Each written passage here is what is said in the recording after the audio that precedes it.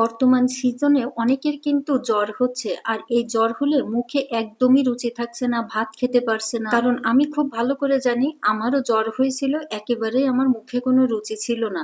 আর আমি বেশিরভাগই আমড়া, পেয়ারা এইগুলো খাইতাম। আজকে আপনাদের সাথে শেয়ার করব মুখে রুচি আনার মতো একটা রেসিপি। এখানে আমি আমড়া ডিম সিদ্ধ করতে দিয়ে দিলাম। এখন এই রেসিপিটা রান্না করার জন্য আমার যে মশলাটা লাগবে সেটা আমি রেডি করে নিচ্ছি। ব্লেন্ডারে জারের ভিতরে আমি আদা, জিরা, গরম মশলা, রসুন, পেঁয়াজ, মরিচের গুঁড়া, হলুদ, লবণ সবকিছু একসঙ্গে দিয়ে একটা মশলা পেস্ট করে নেব। আমরা দিয়ে ডিমের ভুনা, এই তরকারিটা হবে টক মিষ্টি ঝাল ঝাল। ছোট বড় বাচ্চা বৃদ্ধ সবাই খেতে পারবে, সবার মুখে মজা লাগবে। ডিম দুটো আগে আমি তেলের উপর একটু হালকা বাদামি করে ভেজে নিচ্ছি, তারপর এর ভিতরে আমড়াগুলো দিয়ে সব একসঙ্গে ভেজে নেব। এতে আমড়ার কালারটাও ভালো হবে, ডিমের কালারটাও সুন্দর হবে। আর এটা রান্না করার পর ডিম আমড়া কোনোটাই বোঝা যাবে না, মনে হবে সবই যেন ডিম রান্না করেছি।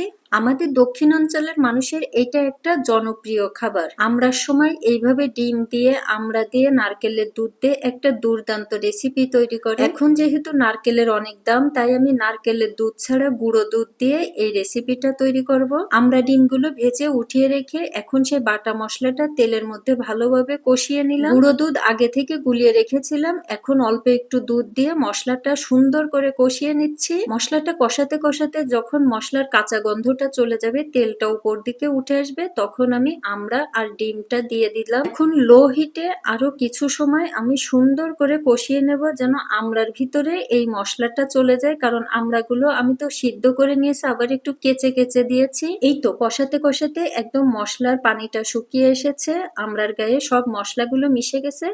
এখন যে বাকি দুধটুকু ছিল সেই দুধটুকু ঢেলে দিলাম। আর এইটুকু ঝোলে তো হবে না, আমি আরো কাঁচা পানি দিয়ে ঝোল দেব। তরকারির কালারটা এখনই কত সুন্দর লাগতেছে, আর কতটা গ্রেভি হয়ে গেছে। এটা কিন্তু একদম শুকিয়ে ফেলা যাবে না, তাহলে কিন্তু ভাত দিয়ে খেতে আবার মজা লাগবে না। যেহেতু টক ঝাল হয়েছে, এখন একটু মিষ্টি বানানোর জন্য আমি অল্প একটু পরিমাণ লাল চিনি দিলাম। এইবার হাই হিটে আমি 10 মিনিটের মতো রান্না করে নেব। এই সময় চুলার পাশে থেকে ভালোভাবে খুন্তি দিয়ে নেড়ে চেড়ে দিতে হবে, না হলে কিন্তু ঘন হয়ে আসলে তলে লেগে যাবে, তখন আর খেতে ভালো লাগবে না। এই দেখেন মাশাআল্লাহ কত সুন্দর হয়েছে আমার আমড়া ডিমের তরকারি। এখানে বোঝা যাচ্ছে কোনটা আমড়া আর কোনটা ডিম। দেখে মনে হচ্ছে না সবগুলোই যেন ডিম। আমি একটা আমড়া আর একটা ডিম নিয়ে নিলাম, আর একটু ঝোল নিয়ে নিলাম। ঝোলটাতে একেবারে ঘন ঘন একটা গ্রেভি টাইপের হয়েছে।